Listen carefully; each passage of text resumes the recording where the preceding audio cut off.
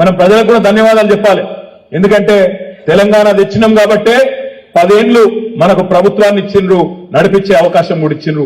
వాళ్ళ తప్పేం లేదు, నిజంగా చెప్పాలంటే రేవంత్ రెడ్డి తప్పు కూడా లేదు. రేవంత్ రెడ్డి కుల్లా చెప్పిండు, సిగ్గుపడలేదు, టీవీలలోనే చెప్పిండు. ప్రజలు మోసపోవాలనే కోరుకుంటారు, ప్రజలు మోసగాళ్లనే నమ్ముతారు, మాకు మోసం చేయక తప్పదు, ప్రజలు కోరుకునేదే మేము చేస్తాము అని రేవంత్ రెడ్డి చెప్పిండు.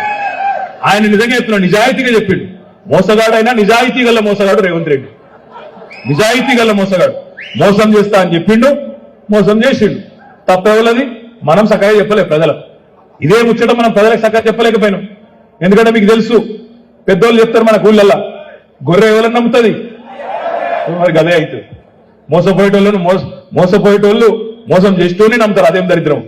గట్లే ఉన్నది కథ. చూడు ఎన్నెన్ని మాటలు మా సిరిసిల్లలు అంటారు, పొంకనాల పోతిరెడ్డి అని. పొంకనాల పోతిరెడ్డి లెక్క ఎన్ని మాటలు చెప్పిండే. నేను వస్తున్నా డిసెంబర్ 9 వస్తూనే ఉన్నా. ఇప్పటిదాకా రైతులు ఎవరెవరైతే లోన్ తెచ్చుకోలేదో ఉరుకుండ్రి బ్యాంకుకు. డిసెంబర్ 8 దాకా ఉరికి 2 లక్షలు తెచ్చుకోండి, డిసెంబర్ 9 నాడు నేను సంతకం పెడతా, రుణం మాఫీ చేస్తా అని చెప్పి నరికిండు పొంకనాల పోతిరెడ్డి. ఏమైంది? డిసెంబర్ 9 వాయ్, జనవరి 9 వాయ్, ఫిబ్రవరి 9 వాయ్, ఇవాళ ఏమిటిది మార్చి 9 కూడా వీకింది. మరి యాద్ చేయొద్దా రేవంత్ రెడ్డి గారికి? తారీఖు నువ్వే చెప్తివి, ఎవరు చెప్పమన్నాడు నిన్ను? తారీఖు నువ్వే చెప్తివి, తేదీ నువ్వే చెప్తివి, 9th అని నరికితివి.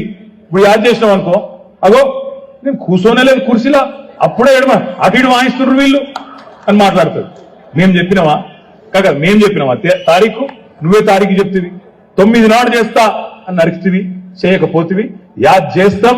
రైతులు తప్పకుండా ఇచ్చిన మాట నిలబెట్టకపోతే నీ భరతం పడతారు బిడ్డ అనే మాట కూడా రేవంత్ రెడ్డికి, పొంకనాల పోతిరెడ్డికి నేను ఈ సందర్భంగా విజ్ఞప్తి చేస్తా ఉన్నా.